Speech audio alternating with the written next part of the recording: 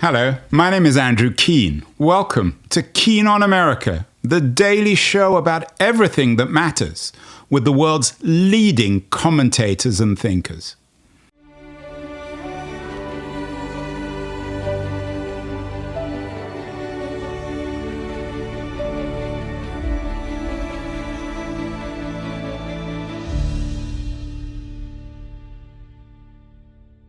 Happy New Year, everyone. New year, old subject. A couple of years ago, we did a show with Siddhartha Kara, one of the world's most adventurous and perhaps brave journalists, wrote a book called Cobalt Red, How the Blood of the Congo Powers Our Lives, an important book, an important subject. Last year, we did another interview with Sam George from the Bertelsmann Foundation, who's made a documentary film about a similar subject. It's called Lithium Rising, the race for critical minerals. These minerals are powering our cell phones and all our other digital devices. And we're back to a similar theme for our conversation today with Nicholas Niarchos, another international journalist. He has a new book out, The Elements of Power, a story of war, technology, and the dirtiest supply chain on Earth. Nick Niarchos is joining us from Switzerland. Nick, congratulations on the new book. It's out on the 20th of January. What are you saying that hasn't been said in the Siddhartha Kara book? There have been a number of other books on this subject. I know you even wrote an interesting review of Cobalt Red for the New York Review of Books. Yeah, I mean, I think Siddhartha Kara's book is first, thanks very much for the kind congratulations and Happy New Year. I think Siddhartha Kara's book was a key sort of moment of raising awareness of this. There were sort of there's been sort of various points along the way. In 2016, there was a report called "This Is What We Die For" by Amnesty International, which was actually the sort of first big report on this, and there'd been sort of articles in the Associated Press and Bloomberg beforehand. But his book really looked at the artisanal supply chain of cobalt. And my book, I guess, is a bit more broad. You know, I look at Western Sahara, where phosphate, a lot of phosphate comes from. I look at the lithium mining industry in Congo as it is, sort of untapped resources. I look at nickel mining in Indonesia, and I also look at the sort of Chinese context about critical mineral domination by the Chinese. So I think that's sort of what distinguishes these books. His book is very focused on artisanal mining, which is a very specific issue in the DRC, and my book sort of broadens the scope. It also looks at industrial mining, and which is in 2024 it was 98% of mining out of the DRC. So his book had important conclusions about one segment of the industry, and I guess I've sort of broadened the lens basically. Your book comes with a nice blurb from the CNN broadcaster Clarissa Ward. She was on the show a few years ago. She wrote a book about her experience in Syria. She argues that you unpack what she calls the dirty paradox of clean energy. What is this dirty paradox, Nick? I think we have this idea that, digital power, digital energy, and digital devices sort of drop like sort of manna from the heavens, and we have our cell phone, we look at it, we don't really think about where it comes from.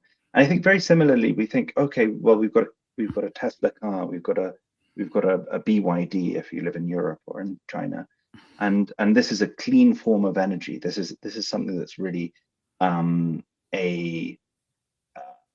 oil-free car, what in the 1970s they used to call a smokeless car.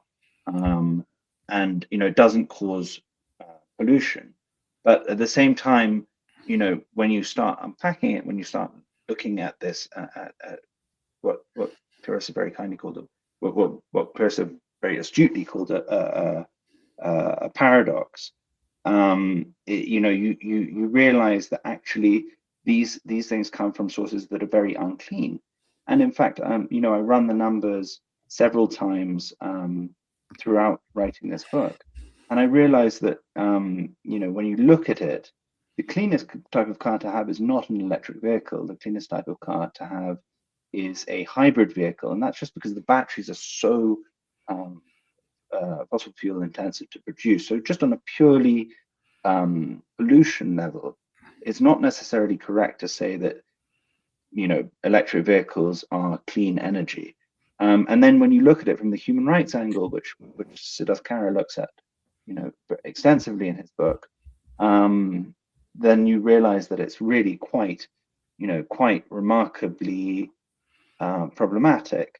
I will say that Tesla, for what it's worth, more to do with price reasons, buys from industrial mines, but those, of course, have issues relating to China's control of the supply chain as well. So, you know, child labor is probably not contributing to your you know, your Tesla battery, but there are a whole host of other issues that are there.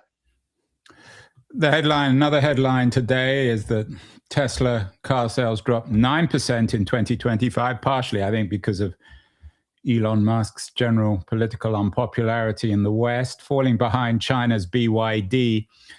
In the book, as you noted earlier, is there a fundamental difference between Tesla cars and BYD cars? Are they all, to requote Clarissa Ward, do they all reflect this dirty paradox of clean energy? I mean, I think they all definitely do, and I think BYD, you know, comes with a sort of a different set of regulations, and I would say a much more relaxed set of regulations because it's in China, and as we know, there's a, you know, a lot of energy from the Chinese Communist Party to promote Chinese electric vehicles. So I think they're let off in many ways. And also China in general is more comfortable with polluting industries than Europe or perhaps some states in the US. And so I think that they're, you know, the thing that undergirds, I would say, the second half of the book is this remarkable rise of companies like BYD and CATL, which are these Chinese companies that were really, I mean, they were these tiny little workshops, you know, 25, 30 years ago. I mean, they were these little shops in Shenzhen and you know, in other towns in China, have grown to become these behemoths, often with a great deal of aid from the Chinese government, very low interest loans, and you know, a great deal of state support. So it's not that they've done it completely by themselves, but they've worked very, very hard to do it. And you do see, you know, Wang Chanfu, who's the chairman of BYD, and Robin Zhang. I mean, they're these sort of almost like monk-like ascetic figures who dedicate themselves to their work, and their whole thing is about beating the rest of the world when it comes to battery production, electric vehicle production, and sort of making China number one. So I think that that's really the kind of message of those sections of the second half of the book. Sounds a little bit like Max Weber's argument in The Protestant Ethic and the Origins of Capitalism, which he looked at 19th century European capitalism. Are you suggesting then that there's a kind of Puritanism driving Chinese new energy capitalism, which maybe is lacking in the West? You don't find a lot of Puritanism, I think, with guys like Elon Musk, certainly, or Jeff Bezos. Well, I think that Musk definitely employs that sort of puritanical ideal in his, and at least in his self-presentation of how he built Tesla and how he kind of lived on the work floor and slept underneath his desk and that kind of thing. But I think you're right. I mean, I think that you know, as Weber and other people point out, that there is this sort of undergirding focus on work as the redeeming virtue of sort of early stage capitalism, I guess. And one could argue that you know, as we've moved into a sort of late capitalist period, and I don't want to be somebody who says, "Oh, well, it's all in their own empire." But you do get to a point where you're saying, okay, look, there are some people who are working much harder in order to produce the things that we use every day in life, and they're not coming from the US. That's for sure. You are, as I said, a journalist. You've spent a lot of time for this book in the Democratic Republic of Congo and many other places. The standard narrative is, much better than I do about the Chinese in Africa. Is they're the new colonialists. If Conrad was around today, he would write A New Heart of Darkness and Apocalypse Now, reflecting Chinese colonialization.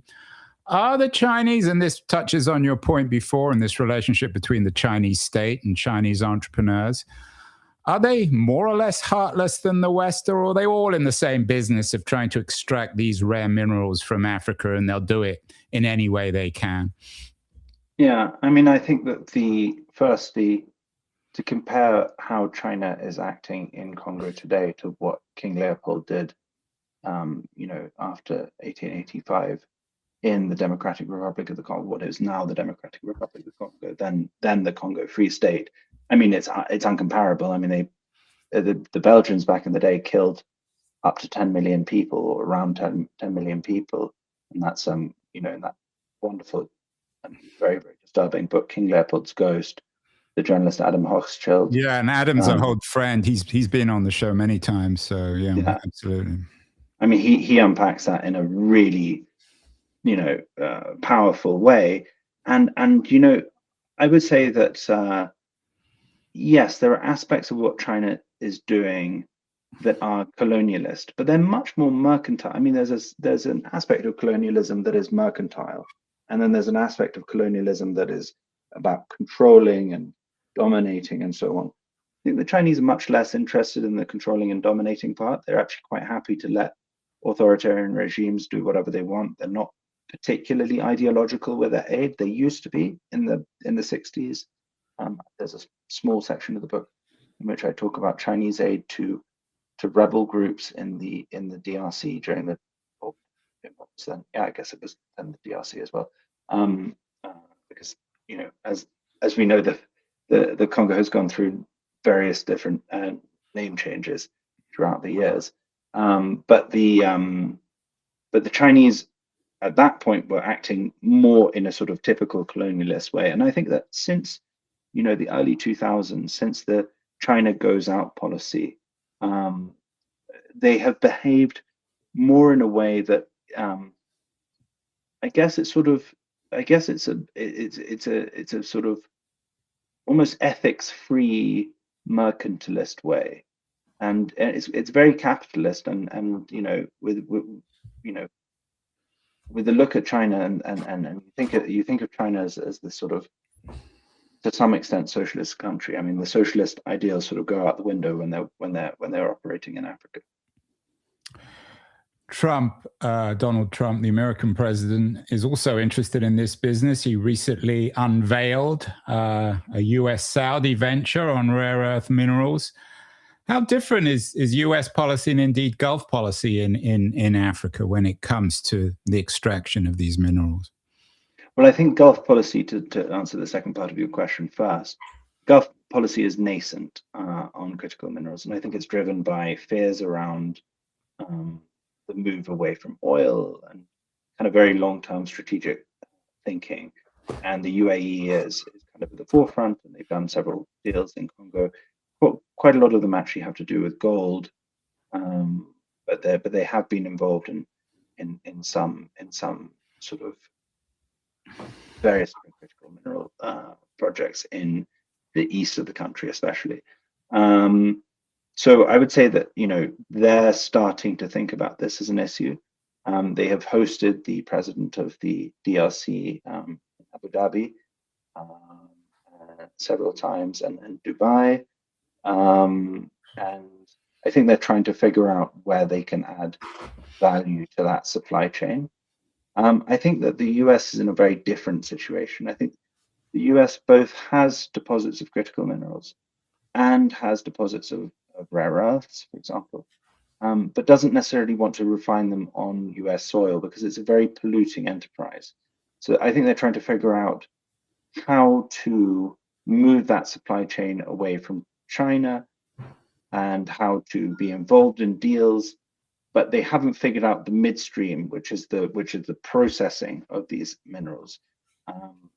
China controls up to 90% of the midstream refining for these minerals, and I think that allows them to cut off, you know, we saw in the last year with these two rare earths bans that China has enforced in April and in October, and China has basically allowed itself to has basically shown its dominance with regards to critical metals, and I think that's why Trump is definitely worried about it, and of course in the last month, I think it was in early December, 4th of December, he signed a strategic partnership with the DRC, and at the moment we have two letters of interest that have been announced, and then there's also a third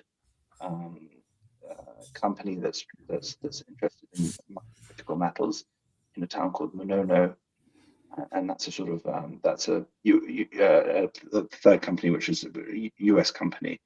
So I think that's essentially where the US is heading, to more of the kind of mining and extraction of these metals. But the question is, do US companies actually want to get involved in this? And the overwhelming evidence at the moment is that there are very few US companies or very few large US companies that want to be involved in this. The last big US mining company to be involved in the DRC, actually the last US company really full stop to be involved in the DRC, apart from a Coca-Cola bottling plant in the Kasai, was Freeport McMoran, which had the giant China Moly mine at Tenke Fungurume, and that mine was completely, that mine today is the largest cobalt mine in the world, very, very critical, and nothing could induce Freeport to hold on to it, and that was a combination both of them being worried about being prosecuted under the Foreign Corrupt Practices Act, and also just because doing business in Congo is really, really difficult, and I think that a lot of US companies have moved away from wanting to do that, and Chinese companies are just much more comfortable in that environment. Isn't it the consequences, though, rather than the direct implications of doing business in Congo, the way in which these products are being used?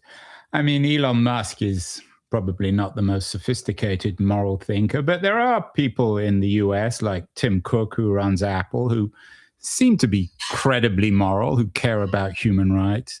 If Tim Cook was to read your book, The Elements of Power, what would you like him to take away from it?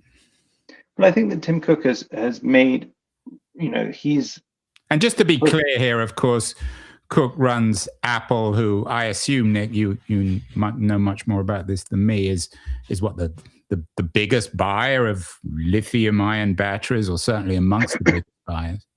Yeah, absolutely.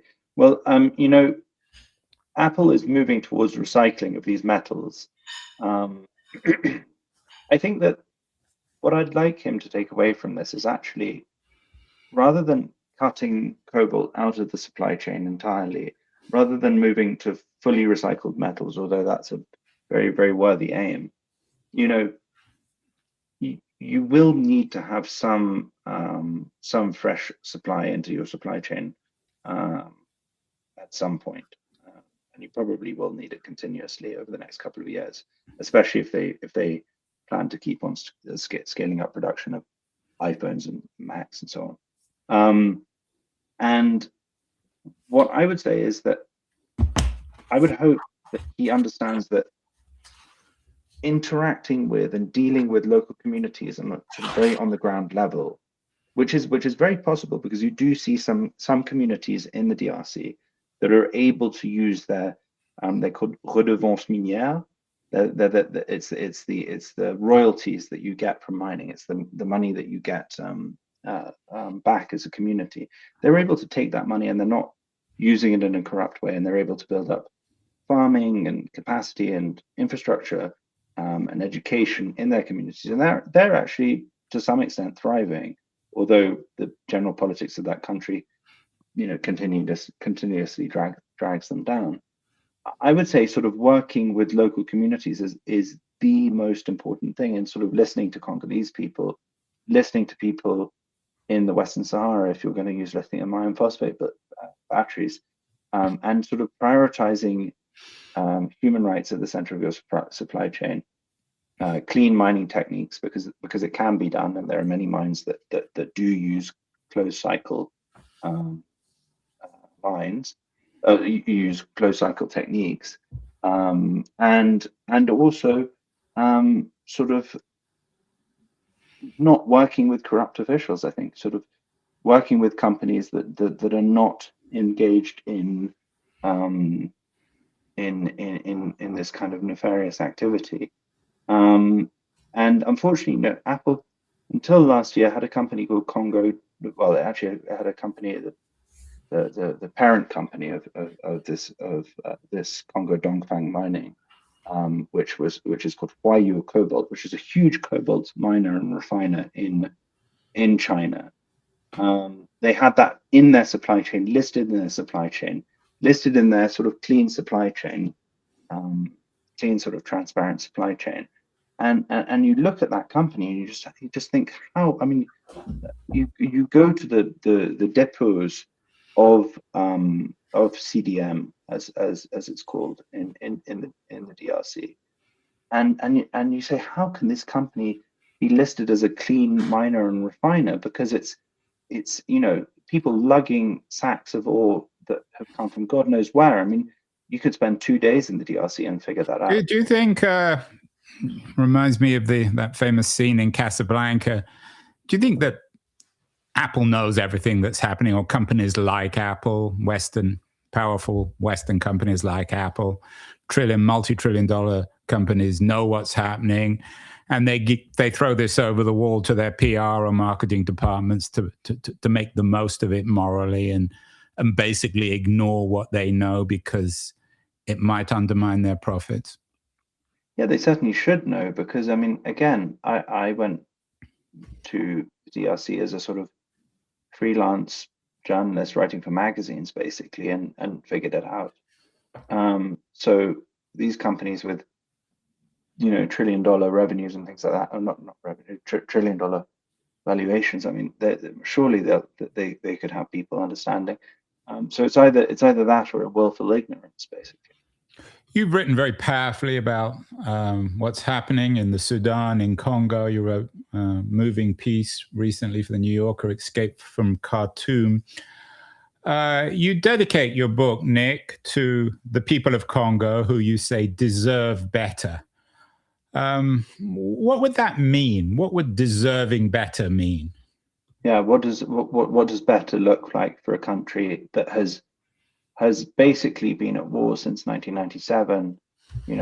Is the largest conflict, the most deadly conflict since the Second World War.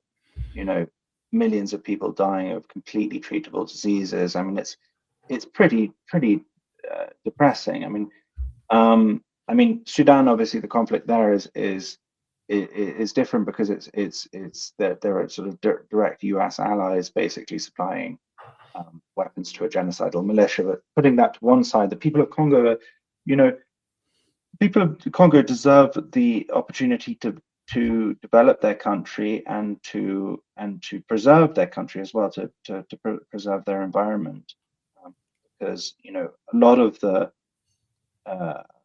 discourse, or a lot of the kind of the traditions in that country are around, especially in the southern mining region, around trees and nature and living with nature, and that's sort of being erased by this kind of completely one-track extractive mindset on one side, and then on the other side you have this kind of horrendous war and corruption that is coming from from basically externally to the south of Congo.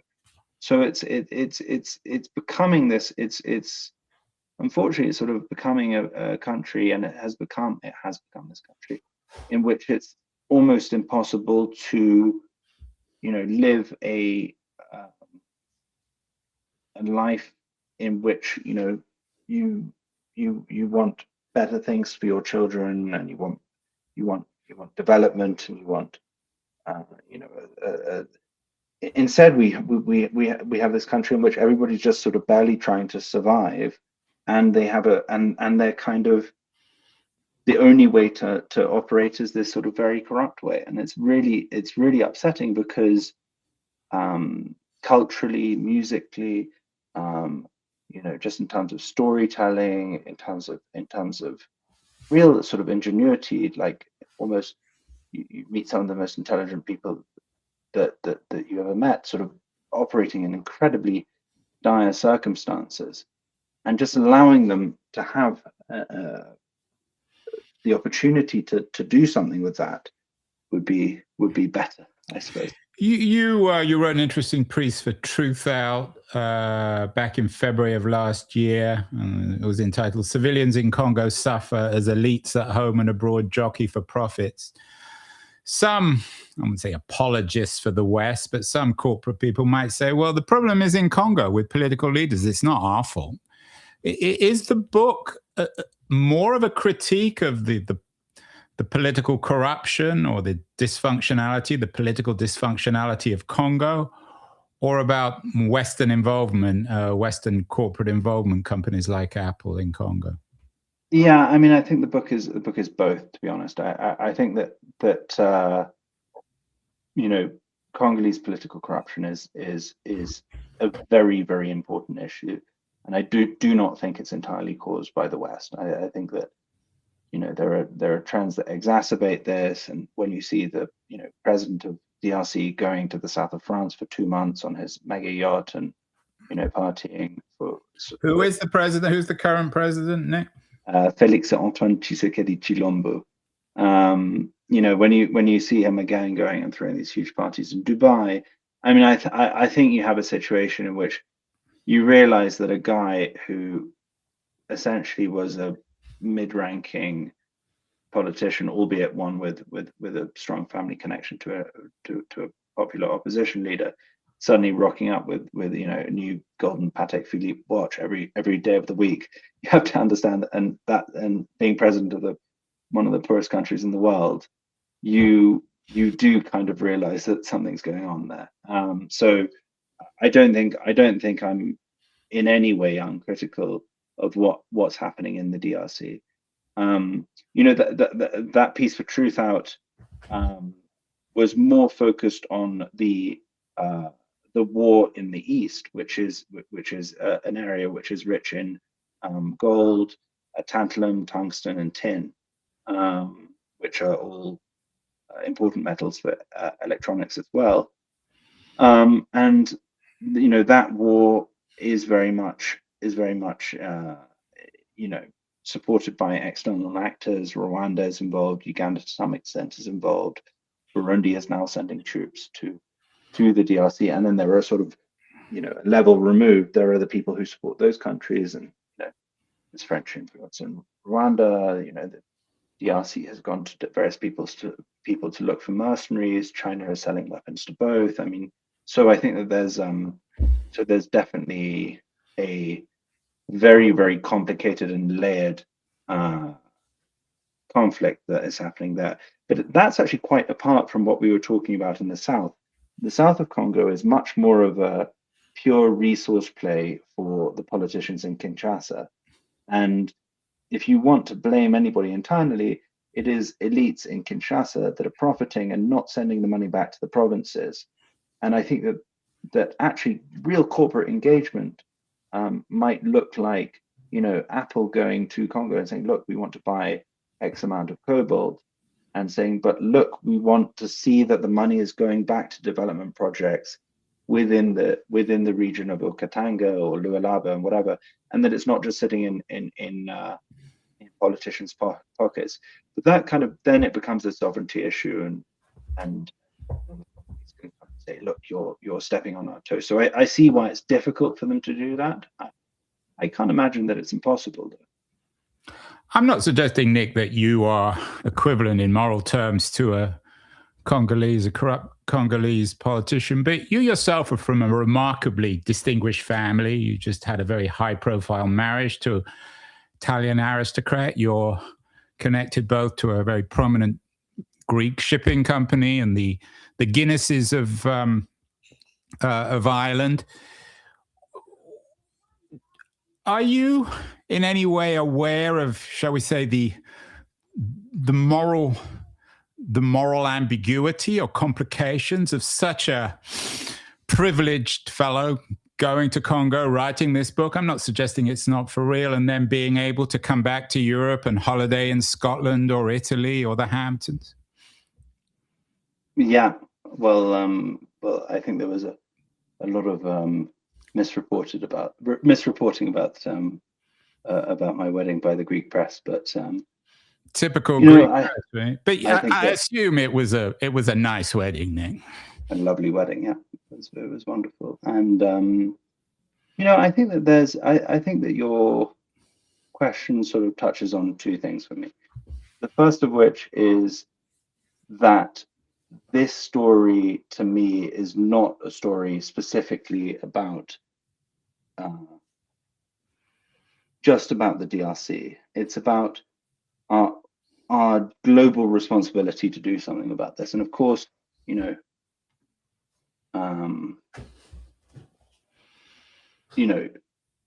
capitalism in general is this kind of like is a global system, and I think that we have to focus on how we can improve it ourselves within our own world. The second thing that I'd like to say is that, I guess you're not really, in many ways, you're defined by what people think about you from your background or your upbringing and so on. But you have to make your own future, basically, and I think that you have to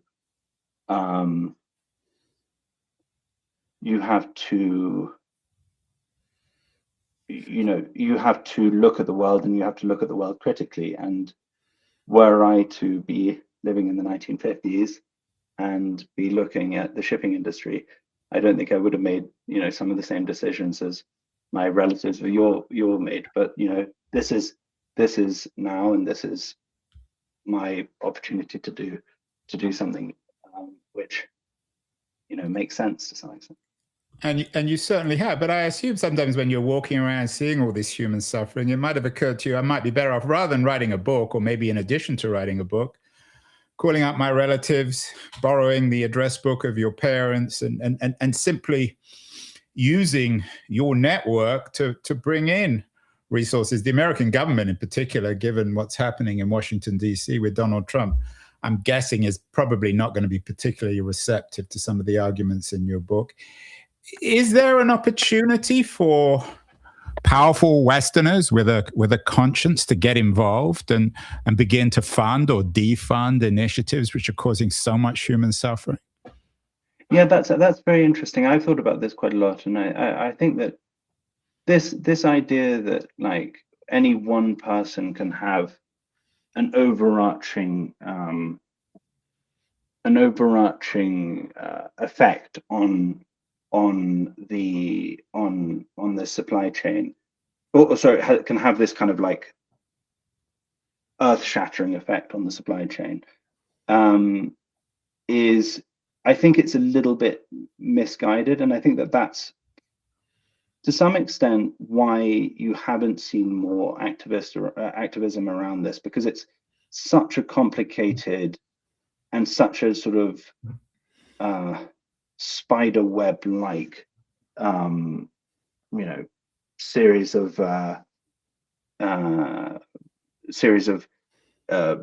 transactions and interactions between different people. So I think it's very easy to look at it and despair. And I think that, I guess, in many ways, when I started this book, Siddharth Kara hadn't written his book, and forgive me, Henry Sanderson also wrote a book called Bolt Rush, which is focused on various different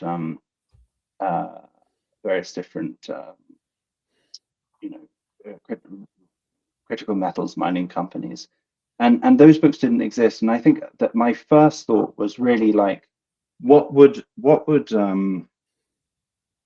it look like in 1910 or so, had there been a really good guide to how the oil industry works and how the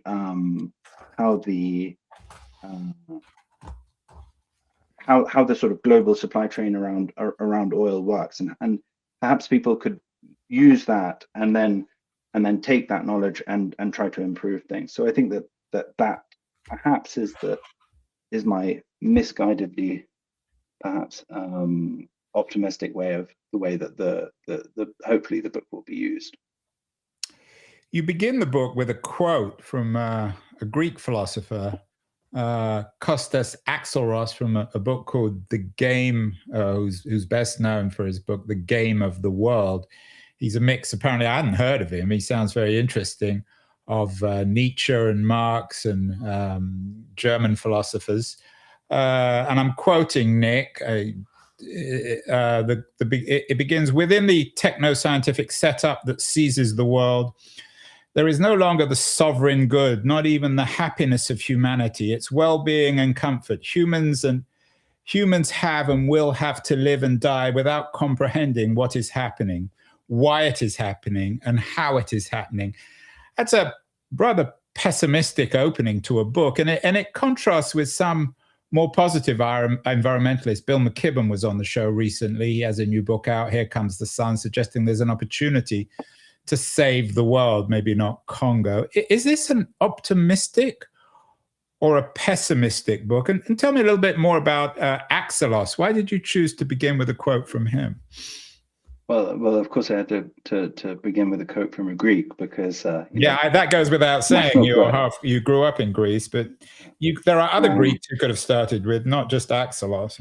Yeah, no, I think that book I read during my reporting process, and it sort of stuck with me that moment in the book. I mean, it's a series of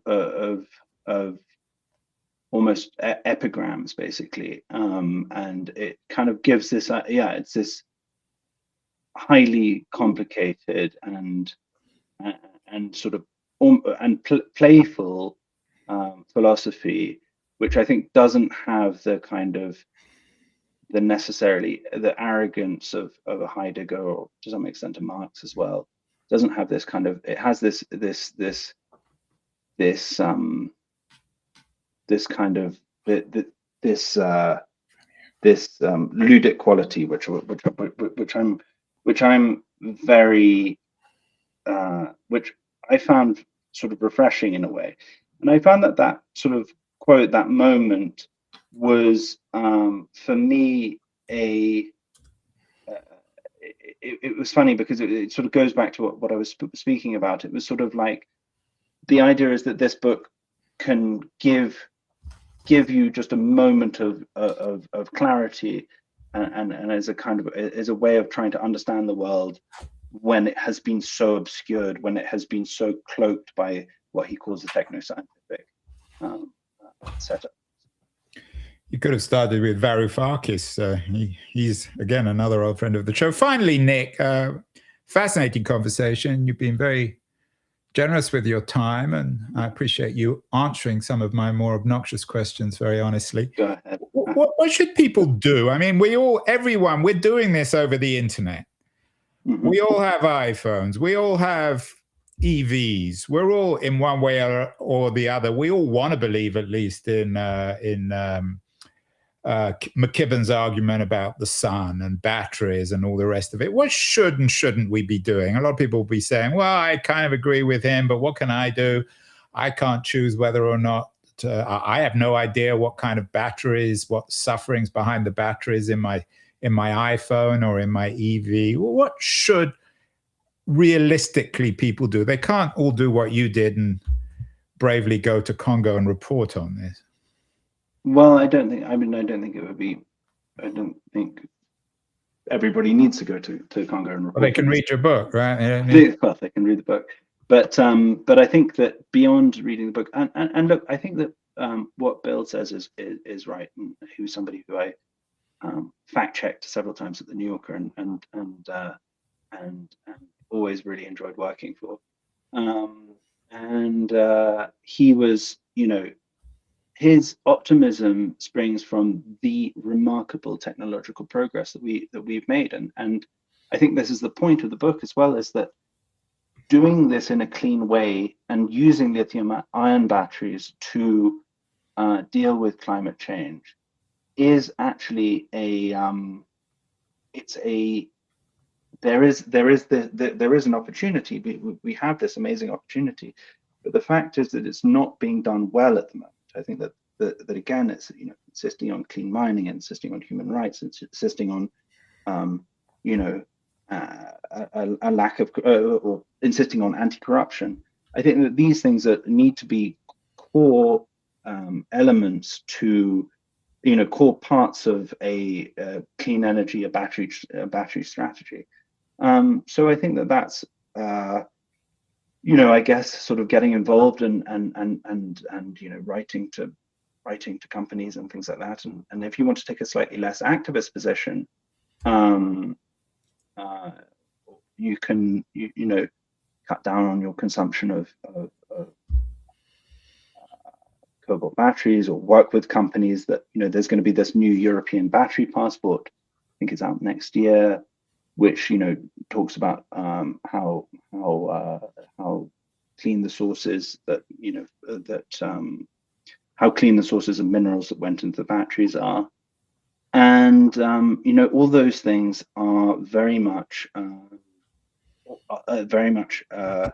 at the center of sort of behaving responsibly toward this. I mean, I guess it's the equivalent of saying, and sorry, forgive me. One other thing, for electric cars, don't buy a new electric car every 3 years, which is what many people do, because it sort of amortizes over time, and you do actually get if you have an electric car for 15 years, you will get to a point where it is being cleaner than having a gas vehicle. But coming back, and final question, Nick, coming back to where we began, the China versus America on the moral front, you seem to be saying that you trust the Chinese as much as the Americans, in some ways, perhaps even more than the Americans, to actually do the right thing in Africa. No, I don't think I trust the Chinese to do the right thing. I think that they're amoral. I think the history of the US and Africa has been immoral in many ways. The assassination of Patrice Lumumba, and they did various different things, but they supported all kinds of terrible apartheid type regimes in South Africa. And they still seem to be doing that in South Africa. Exactly, and it's so I don't think that the US has this kind of right moral compass that everybody seems to suggest that it once had, or something like that. But I think that everybody around the world needs in power needs to understand more about this issue, and has to and really has to, optimistically, I would say, good governance on this issue would be to come back to the drawing table and say, or to the drawing board, forgive me, it's getting late here, and say, look, this is how the system works, and this is going to become, this is how we can improve it.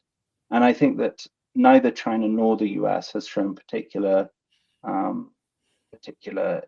excitement, or it's basically become this kind of new Cold War in Africa. So I don't think the first time round between the Soviets and the US, I don't think anybody really benefited from that, apart from people who are pocketing aid money. And I think these days, I mean, I think the same thing is happening. It's tearing places to pieces.